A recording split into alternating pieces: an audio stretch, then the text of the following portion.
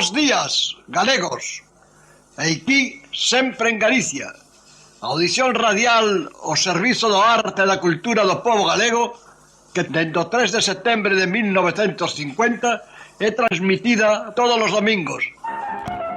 Que tal, amigos? Moi bons días, benvidos unha vez máis a este programa do Patronato da Cultura Galega que conta cos auspicios da Xunta de Galicia. Acompáñame este domingo, 15 de decembro, a nosa compañeira Francis Queijo. Que tal, Francis? Moi bons días. Moi bons días. Bueno, o tempo en Montevideo, hoy temos 20 grados de temperatura, nublado con chuivas leves, En Galicia, en Santiago de Compostela, na capital de Galicia, a esta hora, ao redor de 4 grados. Está soleado, pero fai moito frío. Terán unha mínima lá os galegos de 1 grado. Bueno, é o inverno, claro que sí, é o Nadal.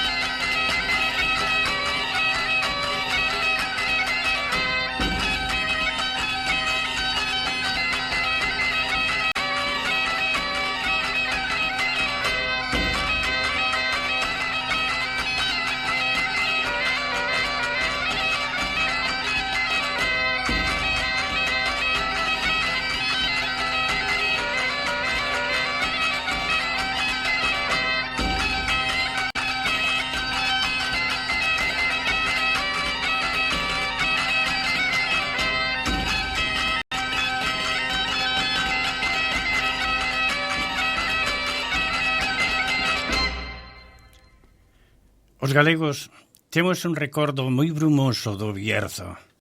As súas aldeas cheas de vales, na conca do Sil, viron ao longo dos séculos cruzar pensativos e sudorosos a miles de galegos emigrantes anduriñas que dende Galicia iban camiño da Sega á terra de Castela.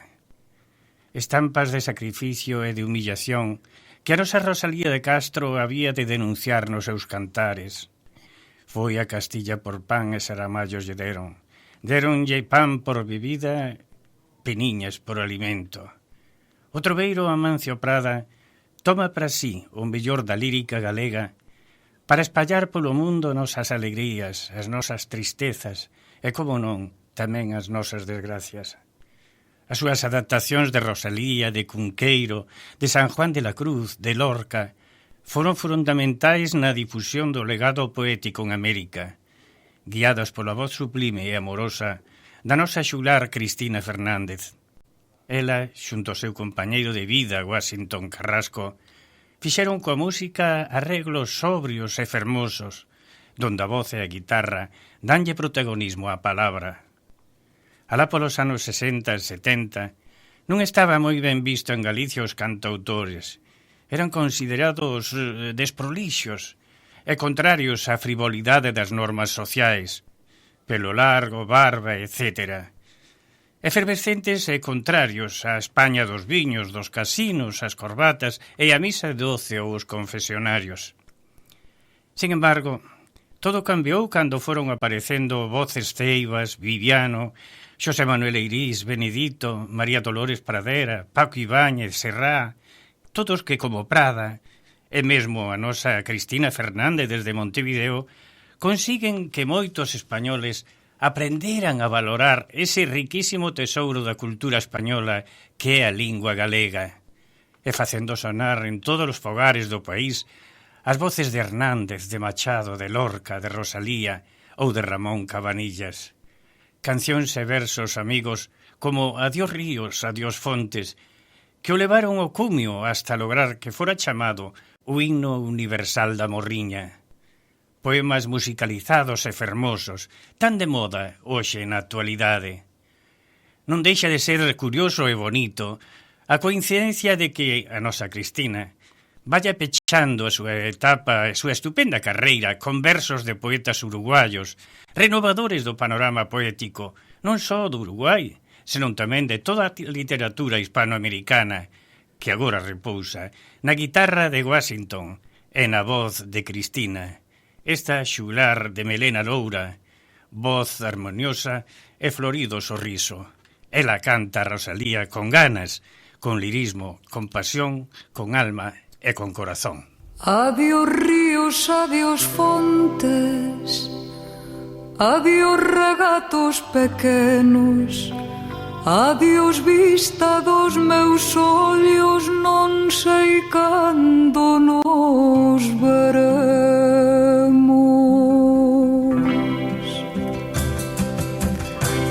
Miña terra, terra onde me criei, hortiña que quero tanto, figueiriñas que plantei, prados, ríos, arboredas, pinares que move o vento, paxariños piadores, casiñado meu contento, muiño dos castañares, noites claras de luar, campaniñas timbradoiras da igresiña do lugar, amouriñas da silveira que lle daba o meu amor, caminiños antrumillo, adiós para sempre, adiós.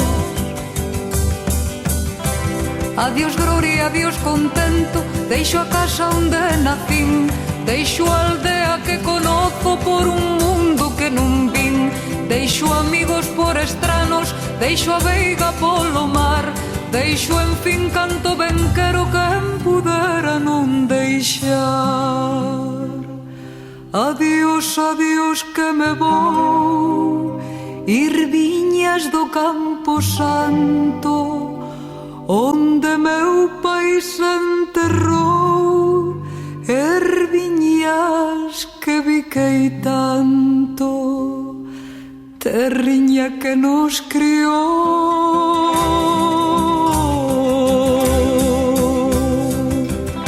Xa sollan lonxe, máis lonxe, as campanas do pomar, para min hai coitadiño nunca máis han de tocar. Xa sollan lonxe, máis lonxe, cada bala dá un dolor, voume soio sin arrimo, miña terra, adiós, adiós, adiós, tamén queridinha, adiós por sempre quizás, digo este adiós chorando desde a beiriña do mar, non olvides queridinha, si morro de soidade, tantas leguas mar adentro, miña casiña, meu lar.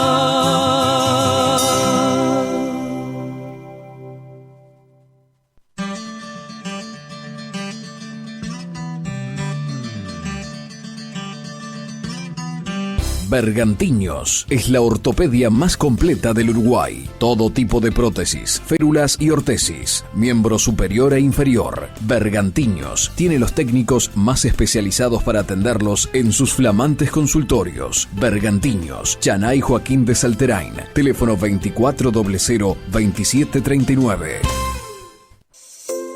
Hola, desde Cucha te queremos invitar a que formes parte de nuestra comunidad en YouTube. Cucha TV es nuestro canal de comunicación que te hará conocer de primera mano todas las novedades de tu compañía amiga.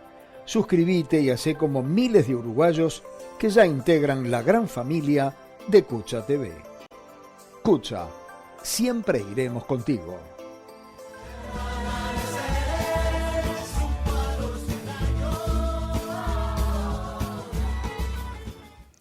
Bueno, amigos, estamos intentando ter unha conversación telefónica con Felipe Senén, membro da Real Academia de Belas Artes, para que nos fale xustamente destes tempos de dicembro, os tempos de Nadal, en que estamos a celebrar unha chea de festas de achegada ao corazón en estas tanto de Navidad como de fin de ano, e que son festas que precisamente nos achegan a todos os galegos a terra galega, a nosa terra, recordando aqueles tempos vellos de Nadal en que a neve, o frío, a choiva, o cobría todo, pero había ese color, ese olor a familia, esas xuntanzas onde tíos, avós, pais e fillos se xuntaban ao rededor de unha mesa para falar, para facer un balance de todo o que ten que ver ao redor de estas festas de Navidad e Ano Novo. A nosa compañeira Franci está intentando poñerse en contacto con el para ver se podemos falar con Felipe Senén, que é un especialista xustamente en estas festas folclóricas de algún maneira que se relacionan coa nosa terra, como é o apalpador, as bromas de Navidad, os cantos de reis, todo eso que fai da nosa terra algo realmente entrañable. É que sempre, ainda que estamos no mundo de obrigación, non podemos deixar de ver, de estar ali, ainda que sea desde tan lonxe. Felipe Senén, como sabedes, é membro da Real Academia de Belas Artes, é arqueólogo, fixo estudios con Chamoso Ramas, en fin, especialista en historia do arte, fixo un pouco de todo en defensa dos valores e cultura e tamén das tradicións de Galicia. Mentras estamos intentando falar con el, toulle contando todas estas cousas, porque Senén ten moito que ver co arte, co popular de Galicia, pero tamén cas festas, como os magostos, os mallos, esperamos a que nos conteste, non está contestando. Que facemos entonces? A ver, Francis. As novas. Vamos cas novas, entonces. Cas novas. Pois veña, dame pa aquí as novas, e vamos cas novas mentras intentamos poñernos en contacto con Felipe Senén, que habíamos quedado en esta hora, pero claro, sempre surxen cousiñas. Vamos cas novas para adiantar tempo. Calendario de homenaxe a Castelao e a Díaz Pardo. A ver, a Biblioteca Ánxel Casal, en Santiago de Compostela, acolleu a presentación do calendario do libro e da lectura para o 2025. A poboación que dá conta do 34 efemérides no ámbito das letras para os vindeiros 12 meses recolle datas de homenaxe a Castelao con motivo do 75 aniversario do seu falecemento e tamén a Isá Díaz Pardo, a quen se lle adica o Día das Artes Galegas. Precisamente a data de falecemento de Castelao, o 7 de xaneiro, é a primeira recollida no calendario. Díaz Pardo terá o seu protagonismo o vindeiro 1 de abril, a coincidir co Día das Artes. Bueno, vamos a outra nova, que é a solución para as umidades da Catedral de Lugo. O conselleiro de Cultura, José López Campos, visitou a Catedral de Lugo, onde anunciou o inminente comezo dos traballos para resolver os problemas de humidade que afectan o templo. A obra acaba de ser adxudicada por un valor de máis de 450.000 euros. Segundo explicou a Consellería, as actuacións centraránse na Capela dos Ollos Grandes e nas absidiais, localizadas na cabeceira da catedral. Os traballos abordarán a mellora da canalización das augas, da drenaxe e da ventilación, ademais de realizar tarefas de limpeza. Prevese que os traballos se desenvolvan ao longo dos próximos 6 meses. Bueno, entrará en vigor a Lei de Cultura Inclusiva en Galicia. A lei entende por risco de exclusión cultural, entre outras condicións, as limitacións por zona de residencia, atoparse cun déficit grave de recursos económicos, contar cunha discapacidade ou estar en situación de dependencia, ser unha persoa desempregada, ser vítima de violencia de xénero, estar en proceso de rehabilitación social ou pertencer a unha minoría étnica. Trátase dun texto pioneiro, recolle o goberno galego que, por primeira vez en Europa, regula o dereito de acceso á cultura desde a perspectiva de inclusión e accesibilidade. Foi aprobada sen votos en contra no Parlamento. Outra acción no mesmo sentido é a Furgoteca, o servizo de bibliotecas móviles que funciona nos concellos do rural de Ourense e Lugo, con menos de 5.000 habitantes. Bueno, Galicia ten máis muebles que personas. Así é. En Galicia xa hai máis liñas móviles de telefonía que persoas. Os datos completos do ano 2023 indican que no noso país están contratadas 2.750.000 liñas móviles, por riba da cifra de habitantes que son ao rededor de 2.700.000 persoas. A Coruña é a provincia na que máis claramente se observa este fenómeno, con 106 liñas por cada 100 persoas. Os indicadores amosan en todo caso que as cifras da Coruña están aínda lonxe da desproporción que se observa en Madrid, 140 liñas por cada 100 habitantes. En Lugo e Ourense, en cambio, cunha poboación máis envellecida, o número de liñas móviles aínda non igualou a cifra de habitantes, pero xa non está moi lonxe. Bueno, as aves poden escoitar os seus pais dende o ovo antes de nacer. Un estudo recente levado a cabo na Universidade de Vigo revelou que os embrións das aves poden obter información sobre o coidado que recibirán por parte dos seus pais escoitando as súas conversacións durante a incubación. Ademais, tras analizar os datos, descubriuse que o nivel de comunicación entre os proxenitores determinou o desenvolvemento dos seus fillos.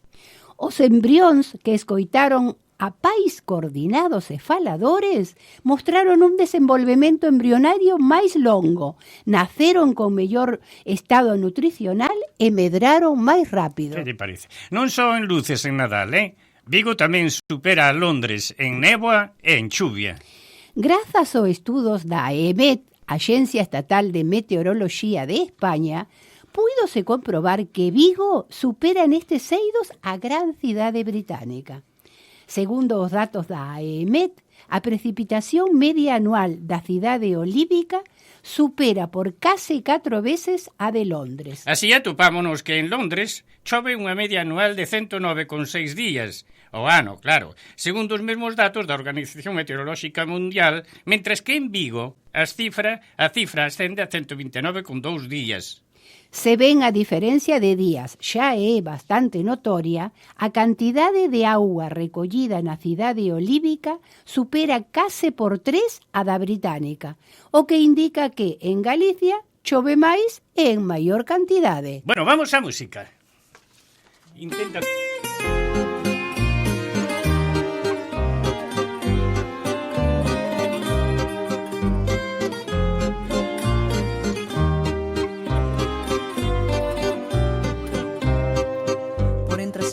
Alegres cantan os paxariños, anunciando a todos con grande emoción que nace un neno por excelencia dun ser divino e ven a ser fillo do noso Señor. A Belén vin de pastores que ali naceu o meniño que estaba titiritando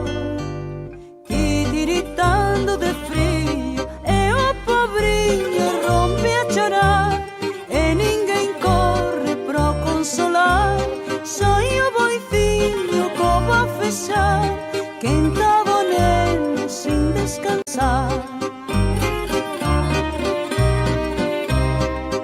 Por entre as silveiras alegres cantan os paxariños, anunciando a todos con grande emoción que nace un neno por excelencia dun ser divino e ven a ser fillo do noso Señor. As ovelliñas pacendo por a beira dun lameiro balan por haber nacido un neno Deus verdadeiro e o pobriño rompe a chorar e ninguén corre pro consolar. Soy o boiciño como a fechar que entaba o neno sin descansar.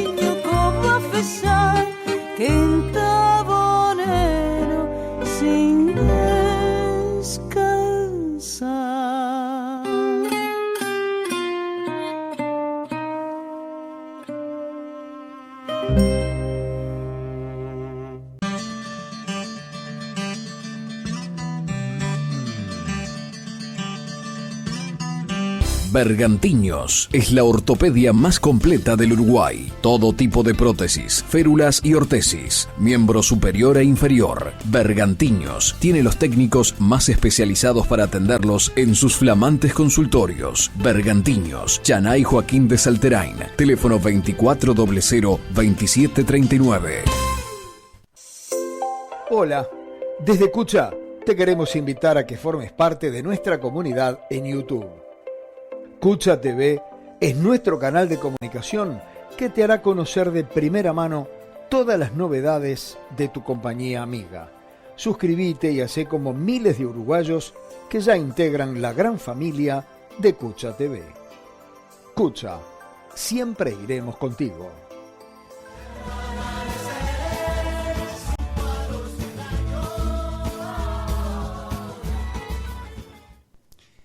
Bueno, amigos, vamos a saludar cariñosamente a señora Mercedes Fernández, que cumpliu 97 anos este 12 de diciembre, 97 anos, E o pasado mes de outubro, ela, Mercedes, viaxou a Galicia co programa Reencontros da Xunta. Que ben, que ánimo esta muller, verdad? Foi tamén a súa filla Mercedes Carmen, de 74 anos. Primeiro viaxe a Galicia para ambos. Saludo solicitado por Lucita Corbillón, que nos manda que saludemos a Mercedes Fernández, e, claro, así o facemos. Recordade, amigos, que o día 18, fin de ano do Patronato da Cultura Galega, vai facer a festiña, a reunión de fin de ano para socios. E logo despois pechamos o patronato por vacacións ata o luns 27 de xaneiro do vindeiro ano, xa preparando, como sempre facemos, como todos os anos se fai, o famoso Día de Castelao. Castelao naceu e morreu no mes de xaneiro, verdad? Naceu en Rianxa e morreu en Buenos Aires. Seguimos intentando comunicarnos con Felipe Senén para falar das festas de Navidad, de Ano Novo e de Reixes. Recordade que se podedes poñervos en comunicación con Sempre en Galicia, o teléfono é o 092-001-232. E agora seguimos con música, verdad? Sí, claro que sí. Veña, vamos poñer unha música.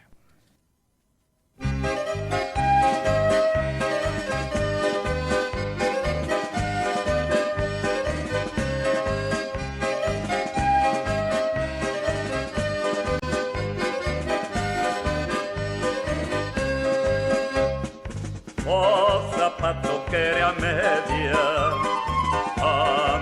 quere a zapato, tamén a moza bonita requere un mociño guapo. Ven bailar Carmiña, Carmiña, Carmela, con zapato baixo e media de seda, finiña calada. Ven bailar Carmiña, miña namorada.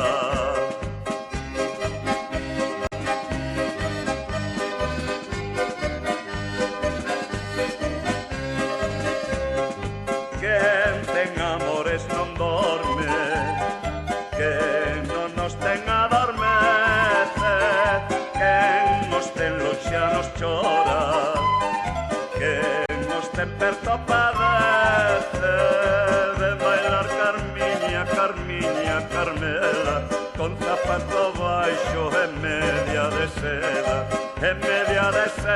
finiña calada. Ven bailar Carmiña, miña namorada.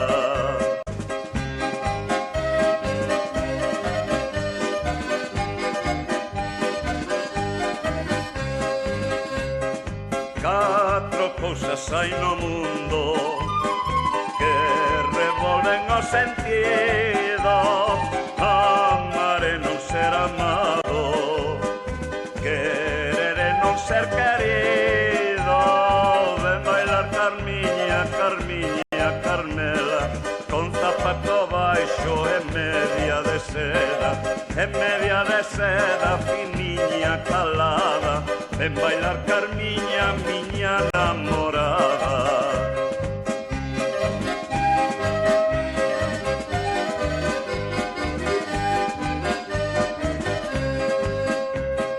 Ai, che vai meu corazón, si o queres matar me podes, pero como ti vas dentro, tamén ti si o matas morres.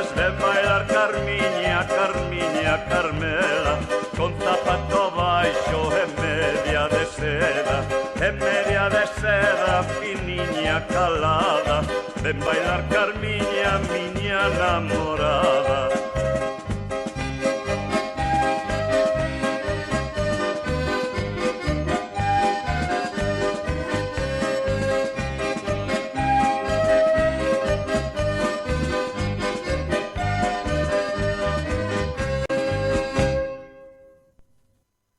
Bueno, vamos a leerlle un contiño mentres estamos esperando esta charla con Senén, con Felipe Senén.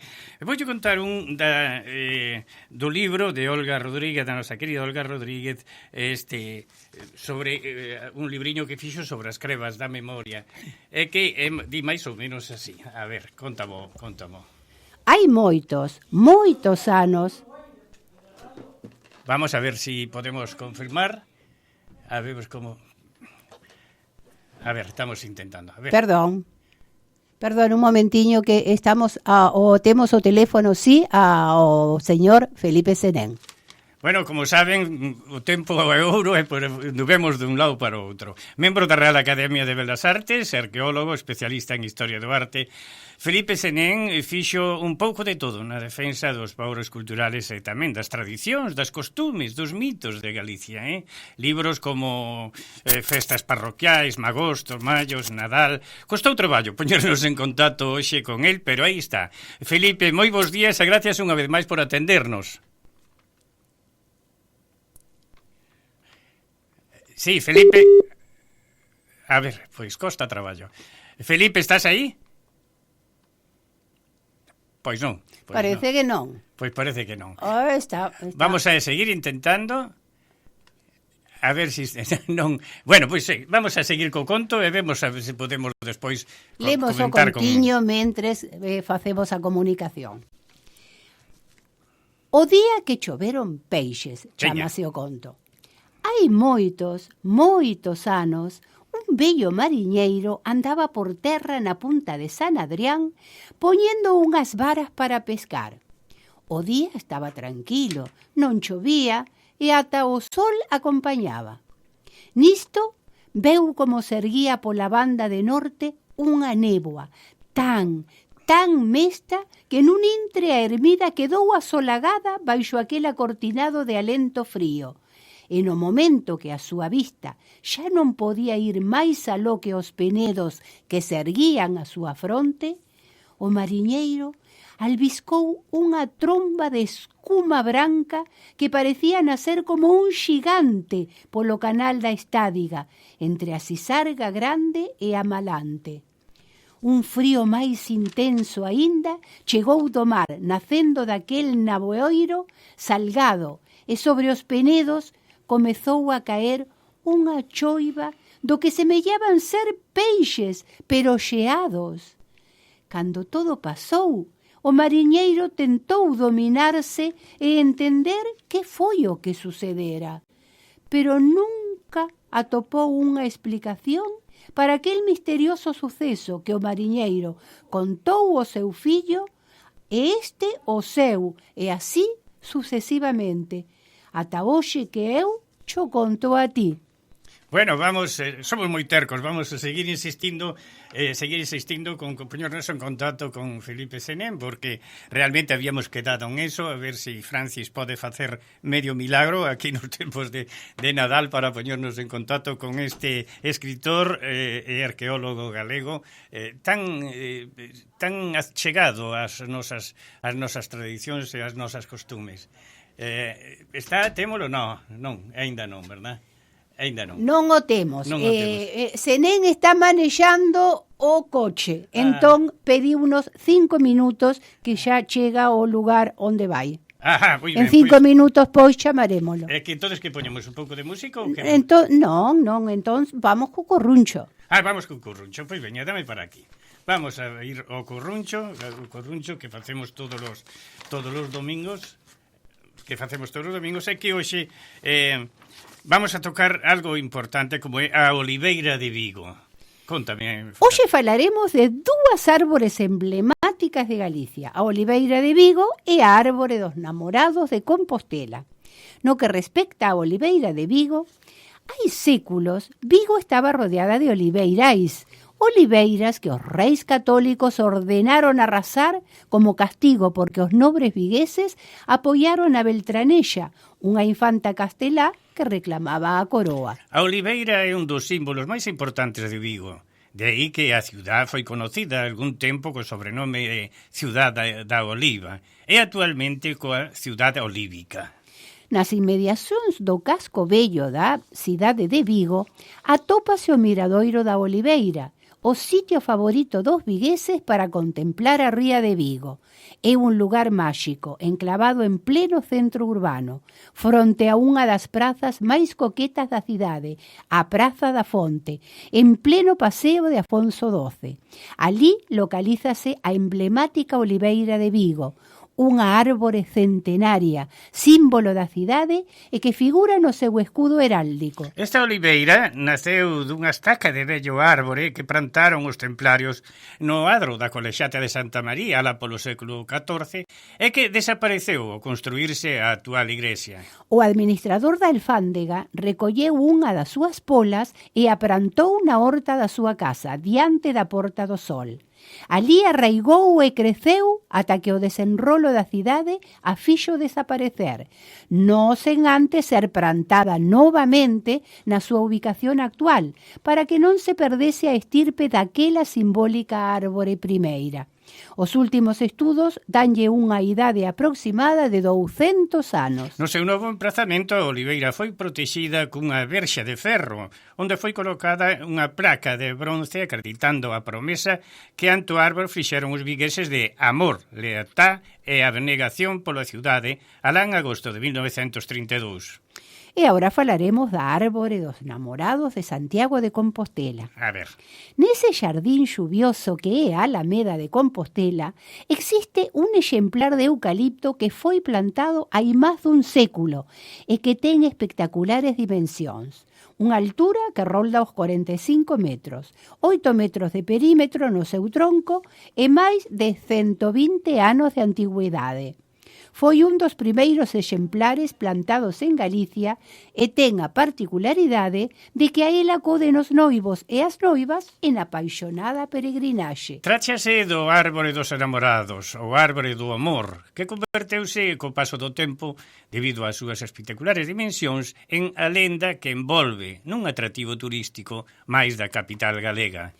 O eucalipto non é hoxe un árbore moi querida polos galegos, porque empobrece moito o chan é un árbore extremadamente agresiva coa contorna, xa que arrasa prácticamente con moitas outras especies botánicas que poidan estar a súa alrededor. Pero este non é o tema que nos ocupa, nin a nós, nin a parellas que, seguindo a tradición popular de Compostela, visitan a Alameda en procura do árbore dos namorados. E xa alí, na parte final do Paseo dos Leóns, fronte ao xigante eucalipto situado nunha especie de miradoiro, desde o cal desfrútase dunha vista privilexiada da catedral, as parellas que desexen renovar os votos matrimoniais ou declarar o seu amor á persoa querida, teñen que dar unha volta arredor da mítica árbore. Conta a lenda que tamén, dando unha volta ao redor, o árbore favorece ás persoas que desexan atopar parella.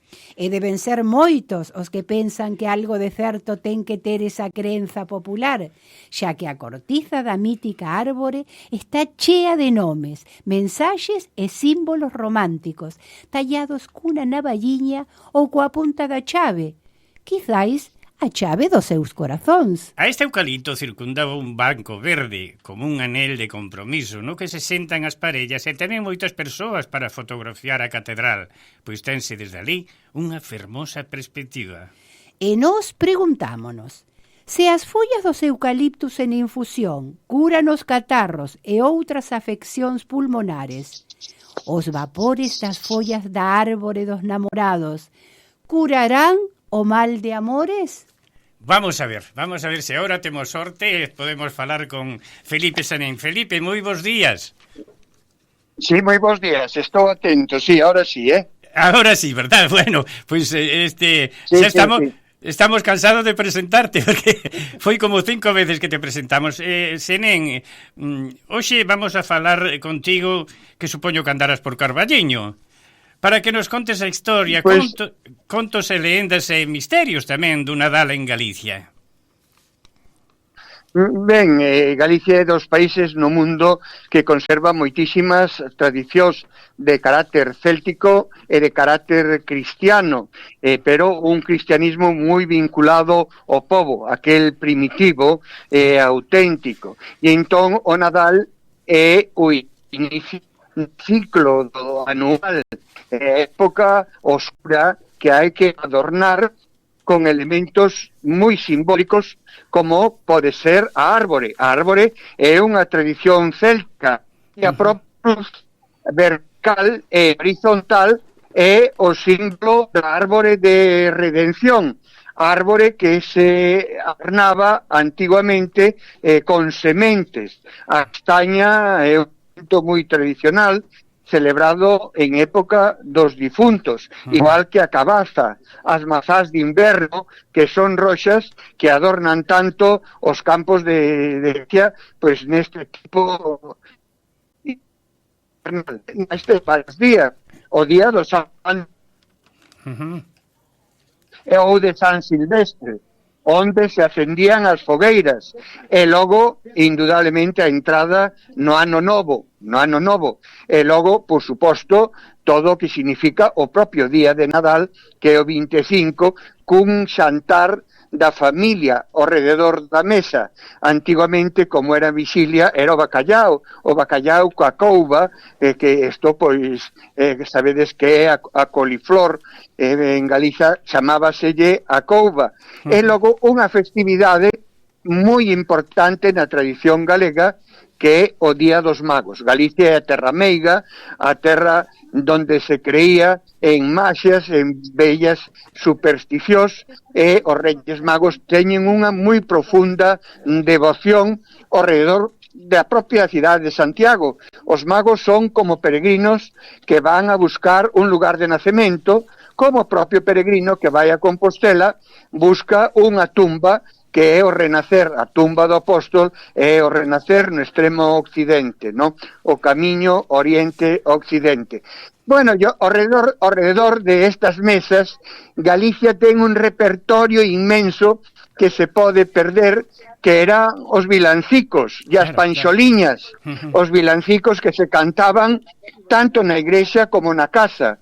Uns eran de carácter religioso, pero non faltaban os de carácter profano tamén, non? Que lugar ocupa nestas festas o apalpador? Bueno, o apalpador é unha tradición que se está recuperando na actualidade. O apalpador é unha figura moi concreta dos montes do Courel.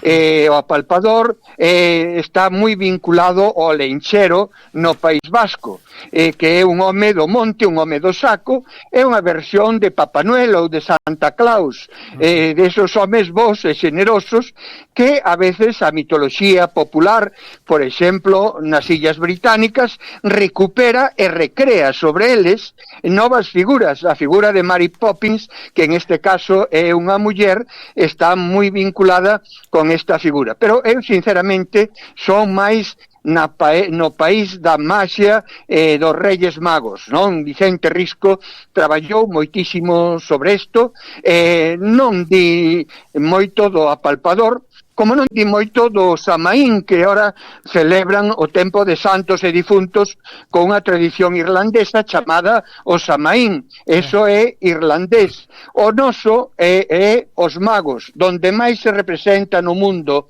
a adoración dos magos é no camiño que leva a Santiago en Compostela.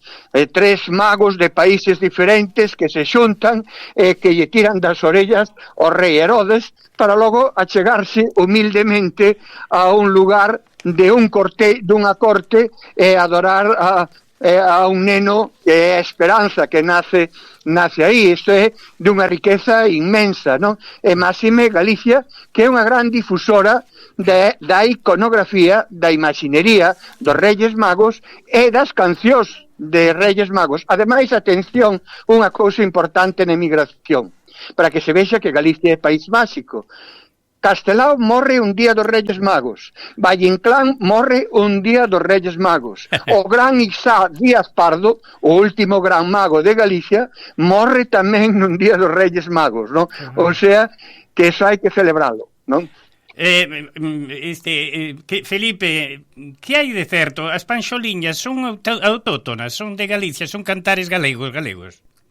Bueno, Galicia é un país que tuvo un verse cultural moi importante en época do románico. Aí nesa época Galicia era unha capital do mundo, é un reino profundamente cristiano que se vai espallando por León, por Burgos, abrindo un camiño frente a seus outros, que era o mundo islámico.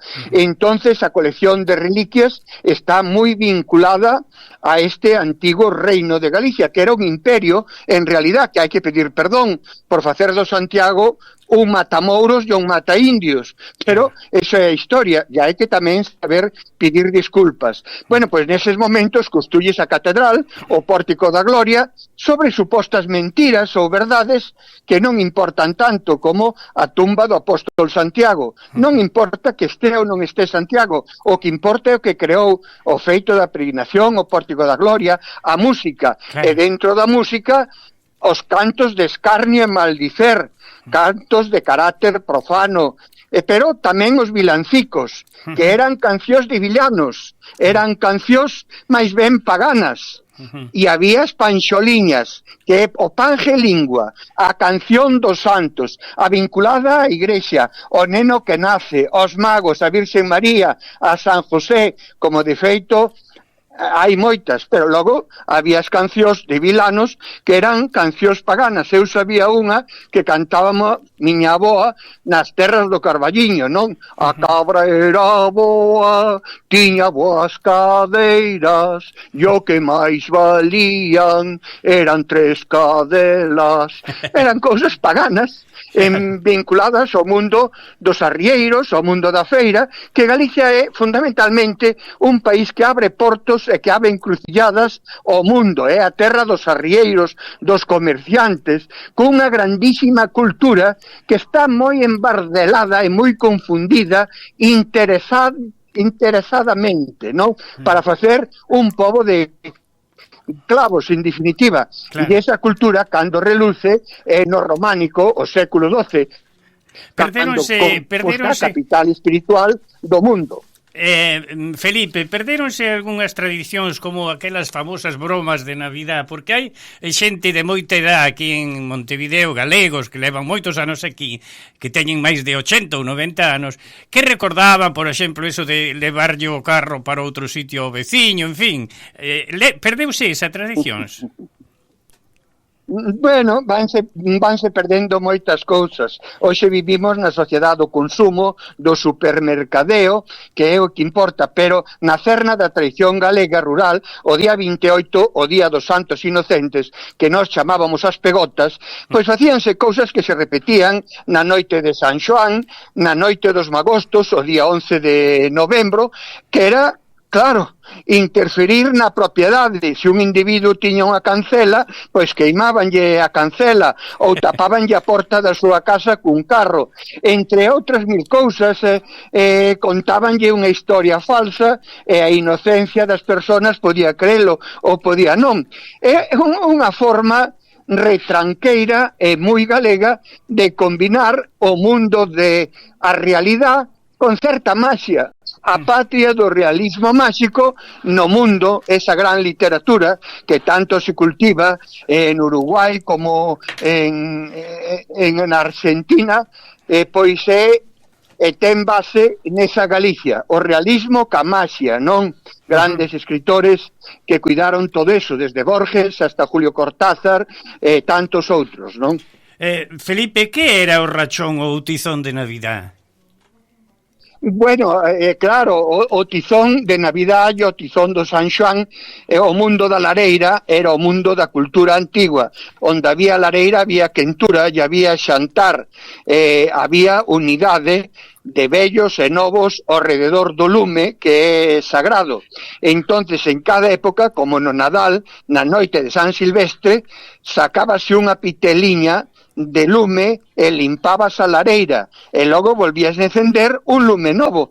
Pero eso repítese en moitas épocas na Candelaria, volve poucos meses, un mes despois, no mes de febreiro, 2 meses despois do Nadal, volves a encender un lume novo, unha luz nova. Na noite de San Xoán, volves a encender un lume novo. En relación cas 4 estacións, cos 4 elementos que dan a vida, a auga, a terra, o lume e o aire. Elementos e festas de carácter pagano que o cristianismo soubo aproveitar moi ben. En Galicia, esa combinación de antiguo, panteísmo antiguo, con cristianismo reconvertido, pois vaise sintetizando moi ben en este cabo do mundo que é a nosa terra, non? Claro. No teu libro Prehistoria e Historia dos primeiros galegos, como tratas o tema destas festas, Felipe? Bueno, pois acudindo a moitos datos que dá o cristianismo. San Martín Dumiense, que viviu polo século V, que estuvo vinculado á cidade de Braga e a toda Galicia, que viña da Panonia, que é Hungría, dixo: vayamos a estes lugares paganos e poñamos cultos cristianos. Escribiu un libro sobre as costumes paganas que había en Galicia, o culto ás pedras, á auga, ás fontes, os rituales, ¿no? E tratou de cristianizalos. Entonces ese fenómeno de cristianización dase en Galicia como un xeito moi especial, pero tamén en un país irmão e moi similar, que é Irlanda. Irlanda sempre foi un espello para Galicia, ¿no? Entonces, todos os intelectuales, especialmente do modernismo dos anos 20, como Risco, Ramón Otero Pedrallo, o propio Castelao, fundamentábanse moito nun pobo que quería liberarse do mundo británico, que era o pobo irlandés, que é un pobo moi céltico e moi cristiano, e que fixo das tradicións célticas unha parte cristiana, ¿no? Que tiñan como símbolo o grial, o cáliz de Cristo, que, según as tradicións, levou Xosé de Arimatea desde Xerusalén por todo o Atlántico e pasando por este mundo céltico. E que, claro, aí aparece un héroe para o mundo británico que é o rei Arturo. E o rei Arturo busca o grial, un cáliz de redención, todo o que Wagner interpretou no Parsifal, que é unha obra culmen que mistura o celtismo co cristianismo. Bueno, isto é un tema, é un laberinto para perderse, pero que dá moito de sí, non? Chegares unha pregunta para ti dun galego. Costoulle moito, di así. Pregúntalle a ese señor que está a falar se lle costou moito ao pobo galego adaptarse, pasar da castaña á pataca. Bueno, sempre, as cousas sempre costan, pero é que a pataca asimilouse moi ben. Galicia é un país que sabe asimilar cousas de fora, é unha cultura moi mestiza, moi influenciada, mismo no traxe popular galego, o mantón de cachemir ven da India a través dos portugueses. Os mantóns de Manila están no traxe popular, igual que os aderezos que veñen da India e se compraban nos mercados portugueses. A nosa música mantén elementos moi tradicionales, pero sabe atraer outros que veñen de outras partes. E este é un tema que na actualidade, como os intelectuales viaxan e tamén leen, están o denotando moitísimo. Se nós poñemos a tocar os 24 ancianos do Pórtico da Gloria, sálenos unha música de carácter orientalizante. A poesía galega medieval é unha poesía que está moi influenciada polo mundo islámico tamén, o sea, que houbo sempre esas relacións, non? Manolo Rivas chamaballe o país das patacas, non? Bueno, eso é un tema. Manolo Rivas sabe ter moitos flashes que atractivos, con certa retranca, o país dos comedores de patacas. Sí, sí. Bueno, e despois temos os contos de Reis, non? Que? Os contos, bueno, o tema dos magos dá moitísimo de sí. Claro. Tamén hai quen di que lle chaman os Manueles o mes de xaneiro, o mes dos Manueles.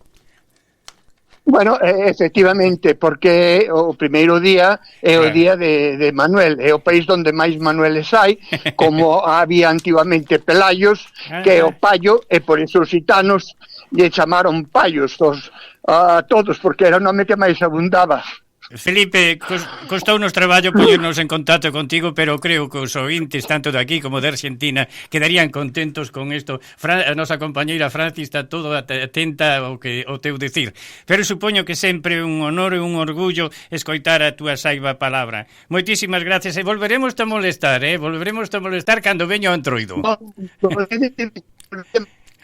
En outro momento, porque agora mesmo estou subindo de Leiro a Penacorneira, terra da Pión, e temos que cantar aí con 25 personas. En ese momento, para escoitarvos a vos e falar con vos, fixen unha parada na iglesia de Santo Tomé de Cervantes, que miras Ribeiro de Pazarenteiro, de Leiro, do Carballiño, de Soas. Bueno, pero valiu a pena, Felipe, valiu a pena. Moitísimas gracias unha vez máis en nome do mundo de migración americana, en nome de todos os galegos de sempre en Galicia, de aquí tamén de Uruguai e de Argentina. Un abrazo grande á terra. Indo pra a feira de Anllóns, todo ele mal camiño. Indo pra a feira de Anllóns, todo ele mal camiño, que está neta do demo, metida nun furadiño, ai la lelo, ai la lalo, váleme, valerosa, váleme, valerosa, Virxe do Carmen, váleme, valerosa, váleme, valerosa, Virxe do Carmen.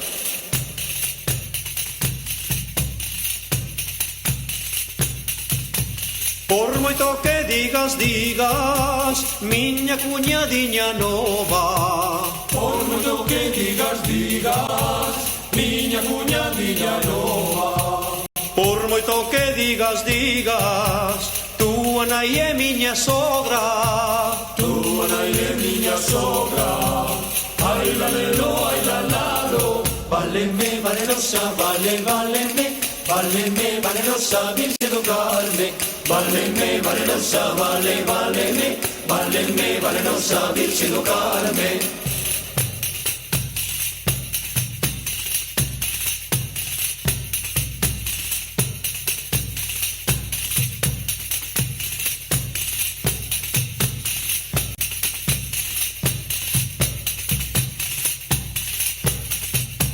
Viva Langueiro e Tallo, Tellan se so esto. Viva Langueiro e Tallo, Tellan se so esto. Eu tamén digo que viva San Pedro de Corcoesto. San Pedro de Corcoesto. Ai la lelo, ai la lalo, váleme, valerosa, váleme, valerosa, Virxe do Carmen, váleme, valerosa, váleme, valerosa, Virxe do Carmen.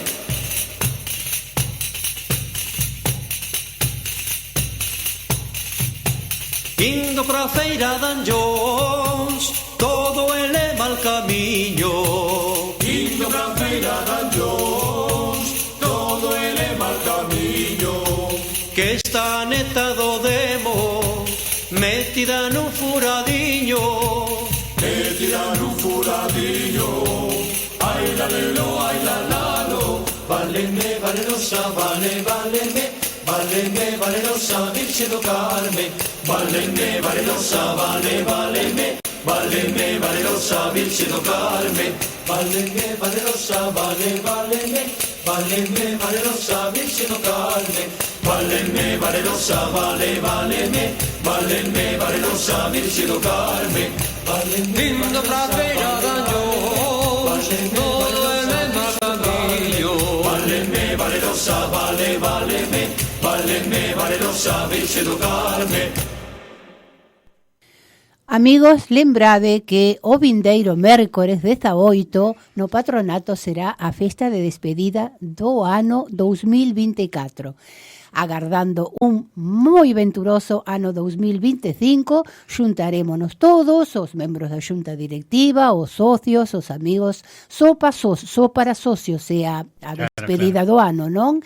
Pero xuntarémonos ali todos para despedir o ano, e será unha xuntanza fraternal como son sempre as xuntanzas no patronato. Disculpen as averías e os problemas que tivemos hoxe no noso programa, pero por ser en directo pasan estas cousas. Que pasen moi ben e vémonos o domingo aquí ás 9 da mañán, Hasta o domingo que ven, amigos. Ata o domingo. Sempre en Galicia, fina a súa audición de hoxe e voltará o domingo ás 9 da mañán para traervos verbas e cantigas. Saúde e terra.